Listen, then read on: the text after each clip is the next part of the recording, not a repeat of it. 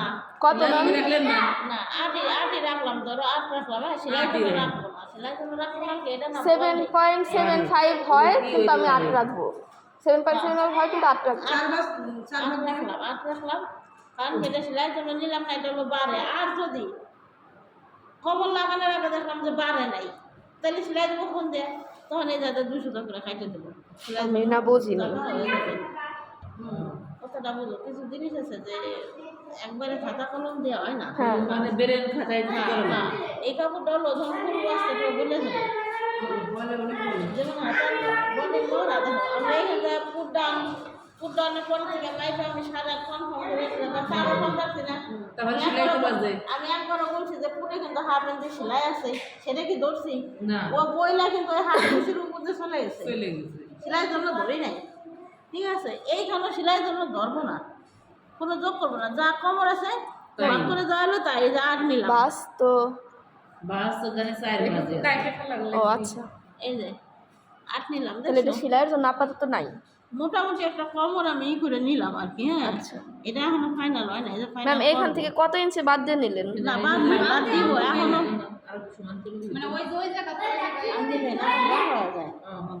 আচ্ছা ঠিক কাপড় আছে সবসময় থাকে এই যে এই জায়গা ঠিক হইছে, এই জায়গা ঠিক। আমি বলে এটা আইডিয়া করে নিলাম, ও আচ্ছা। এখানে এখনো মাপ নেই নি, এই যে আচ্ছা মোটামুটি 8 আছে, এটা নিলাম তাই না, এবার হলো আমি ঠিক করবো আচ্ছা যে এই যে হলো আমার কর্নার না, হ্যাঁ জি কর্নার থেকে এখানে কত আসছে, 10.5 হুম 10.5 আসছে না, এই যে হ্যাঁ 10.5 ঠিক এইখানে আমি 10.5 মাপ দিব, এই যে 10.5 সোয়াদা সে কেন নিলাম?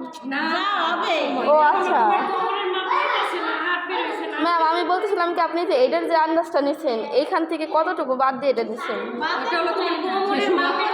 এই যে আমি এই যে 8 নিলাম, দেখো এই যে 8 এইখানে নিলে ও কাট হবে, সবার ক্ষেত্রে না, 8। এখানে নিলে 8 হবে, তোর মাপ করলো না, তোমরা কিছুদিন ধরে যাই হোক, এই যে দেখছো এবার হ্যাঁ 8 লাগবে, তাই এখন ধরো 9 লাগবে, তাহলে আমি দেখবো হ্যাঁ হ্যাঁ ওর বুঝছি 7.5 লাগবে, তাহলে আমি দেখবো যে 7.5 কোন জায়গায় হবে, হ্যাঁ হ্যাঁ সেটা দেখে এটা কিন্তু ফাইনাল না, এটা একটু জাস্ট মার্ক করছে, এই দেখো এই পাশের মার্কের সাথে এই পাশের মার্ক কিন্তু মিলে নাই, ঠিক আছে। তারপর মেন মাপটা আসবে এই যে কোণা থেকে, এই যে একদম কোণা থেকে, এটা কত আসছে, এই যে 10.5 তাই না, এই যে এইখানে আমি কত করছি, ওয়াদাস যখন মিলবে তখন সেই সুযোগ হ্যাঁ, এই যে 10.5, এই যে মধ্যে দিব আমি দাগ 10.5, এটা রাউন্ড করতে হতে পারে, এই যে দেখছো, এই যে এইখান থেকে নিয়ে এই যে এটা আবার করলে দেখো বাইরে যাবে, দেখো এই দেখো এই জায়গার এই কাটাটা রাউন্ড হবে এই যে রাউন্ড করলাম, ঠিক আছে।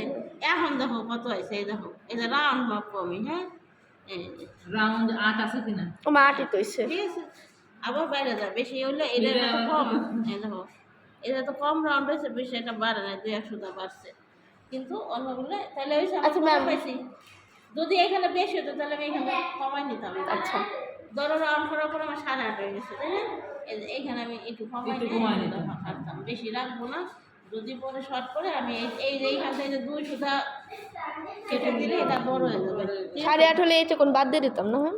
আর এইটা হলো এই যে জায়গায় কিন্তু হাত দিয়ে দেখতে হবে তাহলে বাস ঠিক আছে কিনা, ঠিকানা কোনো জায়গায় বুঝাই আছে কিনা।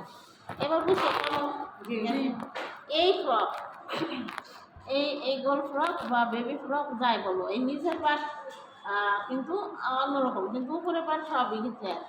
আচ্ছা 3 পিসের মতো বডি হ্যাঁ বডি ওইরকমই, ঠিক আছে। খালি নিচের পাটটা ধরো এটা রুমাল সাট করলাম, বা কোনোটা কুচি হবে, বা কোনোটা স্টেপ দেওয়া হবে, তো কাপড় ওই তো বলে ভিন্ন ভিন্ন হবে তো এই জন্য একবারে বোঝা কুচি যাচ্ছে বা দেখুন না, কুচি বা সমান সমান করে করতে হ্যাঁ কুচি হলো আলাদা সিস্টেম, রুমাল সাট হলো আলাদা, এটা গোল, এটা কাপড় ঘুরি করো না, ম্যাডাম আয়রন করছি আমি কত কষ্ট করে।